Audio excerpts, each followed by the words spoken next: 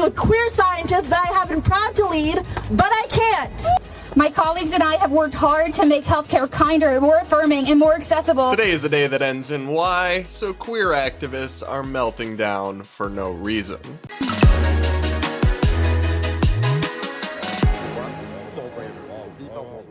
We're going to break down the protests at the NIH that turned into kind of a farce, and so much more in today's episode of the Brad vs. Everyone podcast, my daily show where I take on the craziest ideas from across the internet, our politics, and our media, all from an independent perspective. Up first, like I mentioned, we've got another protest, and the protesters are not sending their best. So the protest all comes because as part of their DOGE efforts to rein in, the massive government spending and bloated bureaucracy that our federal government is kind of run amok with these days, they're going after the Trump administration excessive spending and administrative waste in academic research funded by the NIH, the National Institutes of Health. And in response, there was just a huge protest in DC from people who are upset about these changes. Take a listen to some news coverage from WTOP News. Standing on the steps here outside the Department of Health and Human Services,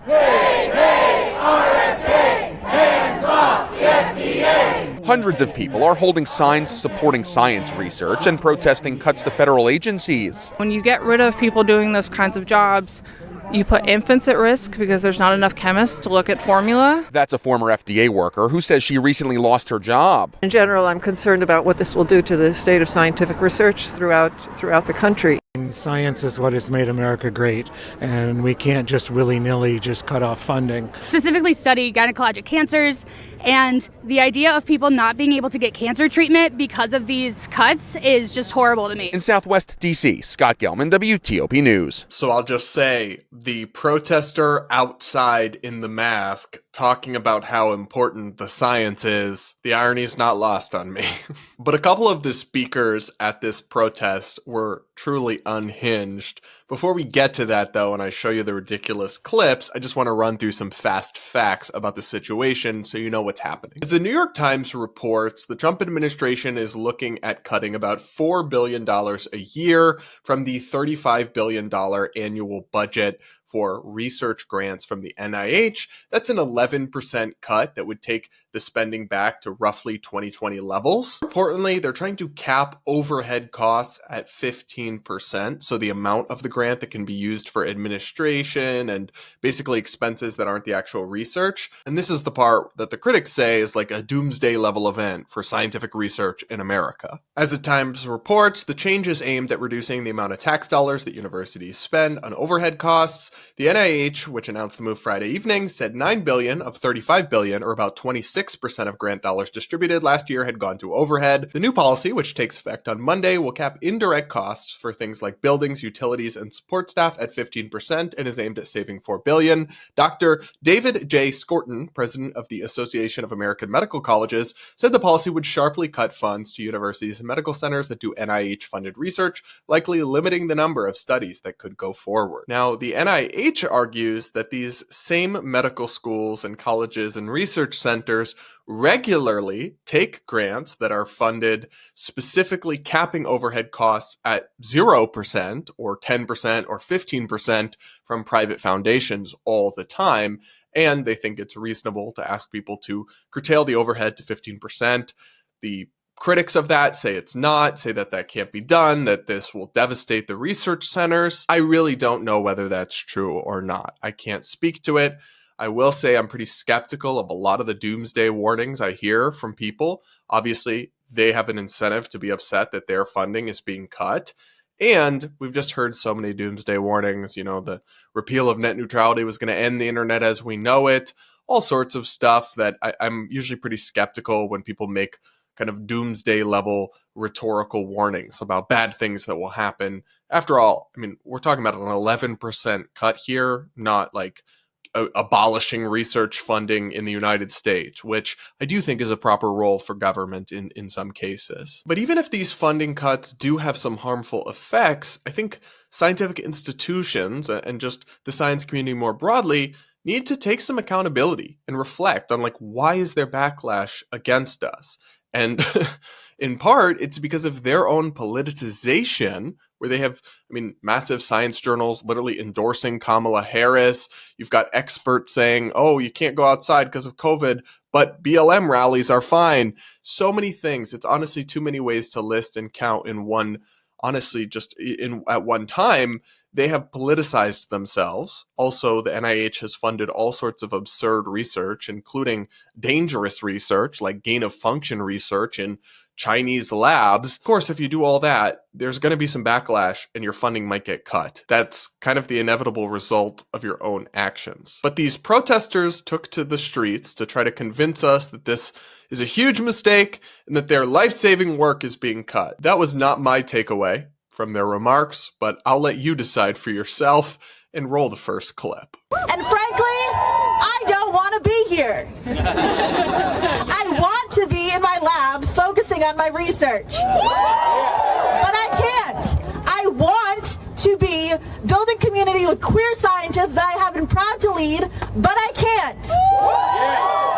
This is because on January 21st, the current administration instituted a ban on DEIA positions and programs in the federal government.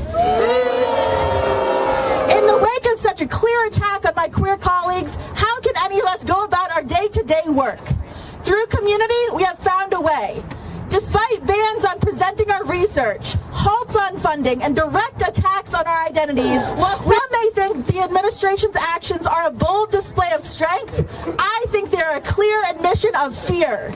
Yeah. This administration knows the power we have when we stand together, and that's why they're trying to undermine us. Yeah. You can eliminate DEIA. You can stall our research, but we are not going anywhere. Yeah. We will work together to protect every single one of us. Keep raising your voices. Yeah. Keep excelling at what you do and remind them why they should fear our power. Yeah. I love the totally out of touch crowd cheering this on. Babe, this did not hit the way you thought it hit. If your goal was to prove the point as to why people like Trump want to cut a lot of this bureaucracy because they think it's hyper politicized and ideological and not really doing real science, you just did that. Now, obviously, other people who are being cut may be doing important work, but you getting up there with your they-them haircut and talking about how your job was to build community with queer scientists, not helping the cause, love. And look, I don't care if you want to have a little queer science club or whatever, but that is, in fact, not something taxpayers should be forced to fund as part of the federal government. Nobody's saying you have to go anywhere and nobody needs to be protected from anything. You're just going to have to get a job and actually do something or convince someone else to pay you to have queer science club or whatever. And this whole oh, they're afraid of us and they should fear our power. It's not helping the case. Part of the case is that these institutions and these agencies are full of bureaucrats with an ideological agenda that work against the president. And when you're saying the president should fear you and you're somebody who's been funded by the federal government, that's actually not good and not helping your case that you are an important apolitical scientific institution that needs to be funded carte blanche, just into perpetuity. Another clip from this protest is going viral that left a similar impression, in my mind at least. Take a listen. National Cancer Institute funded study was terminated. I never received a written letter, but I was told to stop work immediately and that no more research expenditures would be allowed. My study to explore how to safely collect sexual orientation and gender identity in cancer care practices was in response to the American Society of Clinical Oncology, the American Medical Association, the U.S. Preventative Services Task Force, and many other national professional standard-setting bodies that recognize that we need better data to create better clinical guidelines for lesbian, gay, bisexual, transgender, queer, and intersex people. Humanizing transgender people and defunding LGBTQI research flies in the face of scientific truth and public safety. My colleagues and I have worked hard to make healthcare kinder, more affirming, and more accessible to the 7.6% of the U.S. population that identify as LGBTQ, particularly those affected by cancer. LGBTQI people require tailored care across the cancer continuum. It has taken several decades to build trust among these patients and research participants so they feel safe to disclose their sexual orientation and gender identity to clinicians and researchers. I now hear every day people say they will never truthfully answer such questions again. This is understandable since all safety has been explicitly removed and our national leaders are denying their very existence. We will lose a generation of scientists. We are turning over innovation to other countries when historically being a biomedical leader was something that we were proud of. We are watching centuries of American innovation crumble for oligarchic personal gains. You hear that, guys? We are watching centuries of American innovation crumble because they're getting an 11% budget cut and can't study better ways to collect gender identity information from cancer patients. So again, if you were trying to make me support this Trump move more, then you're doing amazing. If you were trying to convince me that the concerns about it were more legitimate, you didn't quite hit that point well, babe.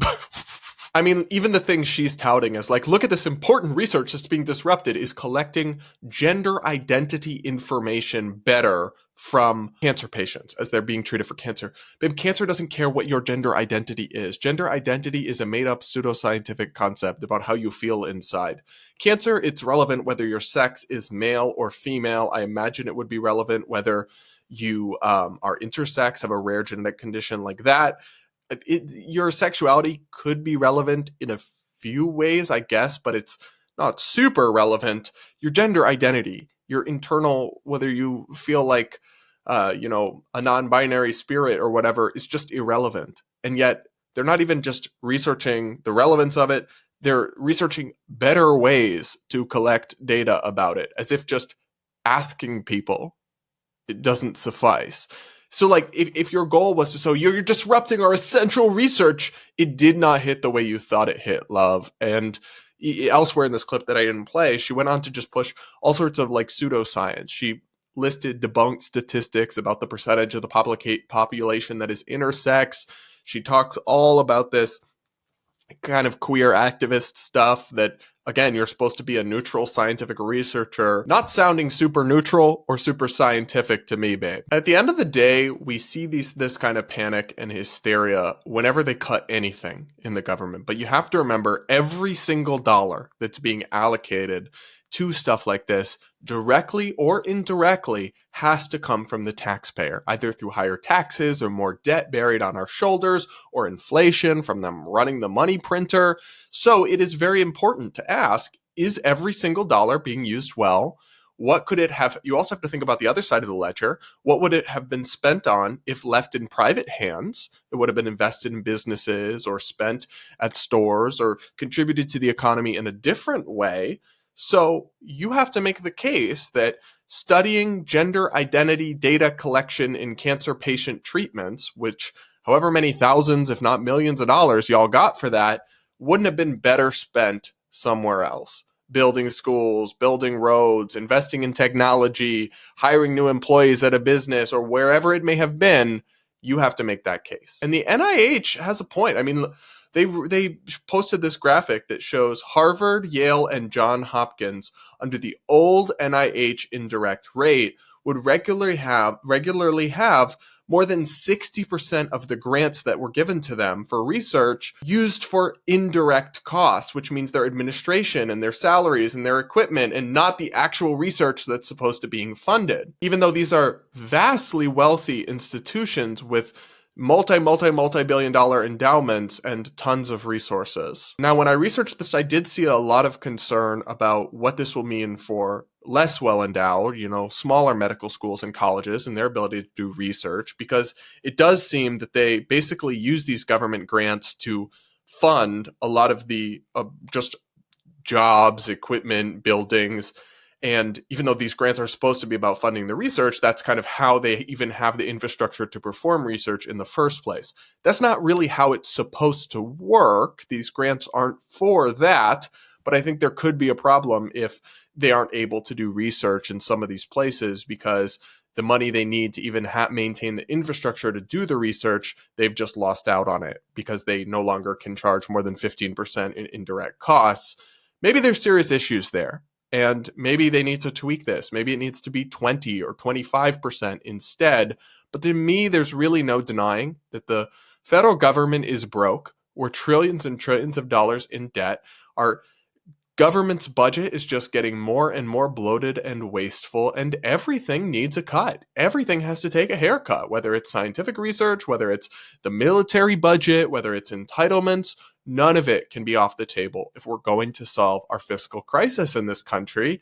And the scientists slash activists, which, gosh, that shouldn't really be a sentence, but here we are, who are so upset about this, need to take some accountability for the fact that science has politicized itself as an institution and as a community, and therefore brought some of this upon itself, and also lost a lot of credibility. So now we just don't know how seriously to take a lot of their apocalyptic warnings, because these same people have said things time and time again that turned out not to be true. What do you guys make of all this? Were you swayed by these effective and compelling protesters? Let me know in the comments, and do hit that like button while you're at it, and make sure you're subscribed if you aren't yet. Up next, the alt-right just successfully canceled a young college Republican leader because of something she said that's actually not offensive or controversial at all, in one of the most hypocritical and bizarre sagas I've seen in a minute. It all centers around Barron Trump, one of President Trump's kids, who's 18 now and goes to NYU, which, as you could imagine, being the son of the president with Secret Service and everything else, is not easy and kind of is like having a celebrity on campus, and there's security, and it's very limiting to what he can do. Well, Vanity Fair published an article speaking to the head of the college Republicans at NYU about it, and something she said was taken out of context by far-right Twitter accounts to get her canceled. Take a listen to this social media video from Brett America summing up the controversy. One of Barron Trump's peers resigned from NYU's chapter of College of Republicans after making remarks about him. Let me explain. Barron Trump began attending NYU's Stern School of Business in the fall and is set to graduate in 2028. He has no social media presence, leaving public perception of him entirely in the hands of third-party sources. A recent Vanity Fair article featured insights from some of Barron's classmates, highlighting the unique experience of attending college as a president's son, arriving and leaving in black SUVs, always accompanied by Secret Service. This level of security is standard for children of presidents, as seen with Sasha and Malia Obama during their school years in DC. However, one particular quote from the article sparked controversy. Kaya Walker, then president of NYU's chapter of College Republicans, described Barron as sort of like an oddity on campus. He goes to class, he goes home. The next day, the National College Republican Organization released a press release statement distancing itself from the remark, stating that Walker's comment does not align with the values and principles upheld by our organization. Walker's resignation was announced in that very press statement shared to X. Ironically, the Vanity Fair piece had already touched on a recurring phenomenon, what they describe as media's tendency to rush to Barron Trump's defense. The article cited instances such as TMZ portraying him as a gamer, followed almost immediately by People magazine claiming he was a ladies' man. It also referenced a past controversy in which an SNL writer was put on probation after making inflammatory remarks framed as a joke about Barron. So as they mentioned, this all stemmed from a far-right Twitter account called America First Post. They posted a picture of Barron Trump and a picture of Kaya Walker, and just took out of context the quote that Barron Trump is an oddity on campus. He goes to class, he goes home. This tweet went mega viral, got nearly 10 million views, and she was just flooded with people harassing her and yelling at her, and ultimately she was encouraged to resign by the College Republicans national organization. But as my friend Ricky Schlott of the New York Post pointed out in an article she did about this, Kaya didn't actually say anything wrong, and this is a whole weird saga that's just petty far-right cancel culture at its worst. As Kaya explains in the Post article, she wasn't insulting Barron Trump or making fun of him, although even if she were, shouldn't really mean she should be hounded out of her job at the College Republicans, but she wasn't even doing that. The America First post took it to say that I was saying that Barron was strange for being a commuter, which I thought was crazy because I'm a commuter. Walker told the Post of the out-of-context tweet, which racked up nearly 100,000 likes and almost 10 million views, and led many to wrongly accuse her of making fun of Barron. They made it look like I was calling the president's son weird, but I feel like anybody who can read should know that's not what I was doing, she said. Calling Barron an oddity is hardly an insult. It's precisely how gawking classmates and paparazzi treat him. I just feel bad that he's having this hard college experience, and I understand that he wants to be left alone, Walker told the Post, clarifying her statement. I don't even know Barron Trump. I campaigned for his father. Why would I have any ill intent towards him?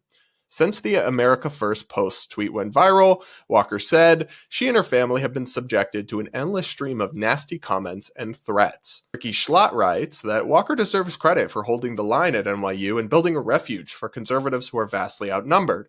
She joined the club as a 17-year-old freshman, and she's watched weekly attendance swell from 5 to over 40.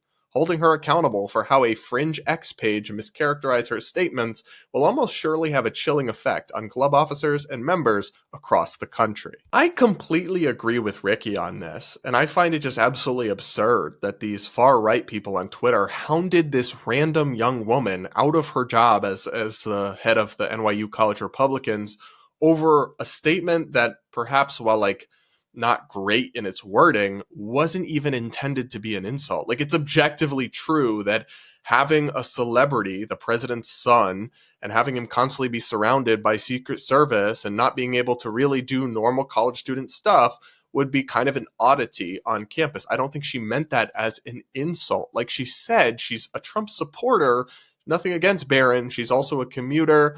It seems like they just saw an opportunity to attack and bully a young woman, took it out of context, and didn't care that they were using the same kind of smear job, hatchet job tactics that we've seen the woke left do so many times with out-of-context statements or old tweets or that kind of thing. And it's like, oh, now because X is run by Elon and is, much more of a right-wing platform, and at least than it used to be, now we have these accounts just doing the same thing, but with MAGA branding? That's not cool. That's lame and petty and gross and a complete waste of time. How was anything good accomplished by this? They just bullied a random young woman, harassed her and threatened her family all over a non-controversy where she did nothing wrong, and now she's out at a position where it seems like she was doing a good job. And the fact that the National College Republicans encouraged her to resign is stupid. Do you not have any backbone, any spine? You won't... it's not even like she actually criticized MAGA or criticized Barron Trump or anything, in which case, she still shouldn't necessarily be removed from that job. But she was falsely accused of doing that, and they didn't even stand by one of their chapter leaders. What is the point of you if you're not going to stick up for your members under even slight internet scrutiny? I just get really annoyed by this kind of thing because it shows you how kind of the online far right or alt right, this is the Groyper community, the people with the Pepe the Frog thing as their profile pictures, they really are in many ways similar to and a parallel of the old far left woke Twitter mobs, but now they're just policing for purity and trying to cancel people, especially they have it out for women, especially beautiful women, beautiful young women. They really have a thing for them, trying to go after them. I wonder why. It's all just nasty, and to me, everything that's wrong with how weird Twitter is getting in some right-wing pockets of it, where things are becoming very disconnected from reality and very toxic at honestly record speed. What do you guys think? Do you think she should have been hounded out of this job? Had you heard about this controversy? Let me know in the comments. Up next, this ex-NFL kicker just got arrested at a California City Council meeting for his insane anti-Trump rant and stunt. Let's take a look at the clip that's going viral, and then we'll chat about it. This is former Vikings punter Chris Kluwe. Take a look. Unfortunately, it's clear that this council does not listen, so instead I'm going to take my time to say what MAGA has stood for these past 3 weeks. MAGA stands for trying to erase trans people from existence. MAGA stands for resegregation and racism. MAGA stands for censorship and book bans. MAGA stands for firing air traffic controllers while planes are crashing. MAGA stands for firing the people overseeing our nuclear arsenal. MAGA stands for firing military veterans and those serving them at the VA. including canceling research on veteran suicide. MAGA stands for cutting funds to education, including for disabled children. MAGA is profoundly corrupt, unmistakably anti-democracy, and most importantly, MAGA is explicitly a Nazi movement. You may have replaced a swastika with a red hat, but that is what it is. I will now engage in the time-honored American tradition of peaceful civil disobedience. Get the heck! Get out! Wow. He is just so stunning and so brave. The raw courage it takes to go to a city council meeting, knowing you're being recorded, and pop off on an unhinged progressive rant, then lie down on the floor and let police arrest you so you go to jail for a couple hours, then get out with a fine, and then get back to posting on Blue Sky. It's just stunning. I mean, you're basically Anne Frank, the Harriet Tubman, the Rosa Parks of our time, bravely putting it all on the line to resist tyranny. Sarcasm aside, like, this dude is unhinged, and I rolled my eyes so many times the first time I saw this video that I practically gave myself a headache. Resegregating America? Bro, you can criticize things that Trump has said over the years about race. He's made some controversial, divisive remarks about it for sure, but they're not resegregating anything. You sound hysterical and delusional. They're rolling back DEI, but that is not the same as and how many times do I have to explain that that's not the same thing as bringing back segregation? Y'all sound cracked in the head. They're moving back towards non-discrimination, equality of opportunity, and getting rid of like the identitarian stuff that's reverse discriminatory and re-embraces the divides between groups and preferences some groups over others in the name of like social justice or whatever. They're getting rid of that. And you can disagree with it. You can argue about it. We can have a debate, but they are not bringing back segregation. And you discredit yourself instantly when you pop off with these kinds of hysterical statements. And some of the other stuff he's saying is just not true. They're not firing air traffic controllers. They cut from the agency, right? But it was non-essential, non-security personnel. The hiring freeze did not apply to air traffic controllers. Like, this guy just seems kind of impervious to facts. He does have a point that they messed up and they fired some important people involved in the nuclear weapons maintenance of our arsenal. And then they quickly had to rehire those people. And that was like an embarrassing, not great move for Doge and for the Trump administration. But like when you have one nugget of truth surrounded by a bunch of fake stuff, you're kind of discrediting it. You're making it hard for people to actually hear the one legit criticism you made. And I mean, look, you can disagree with Trump, you can hate Trump, but to call MAGA an explicitly Nazi movement is just delusional. It's just unhinged.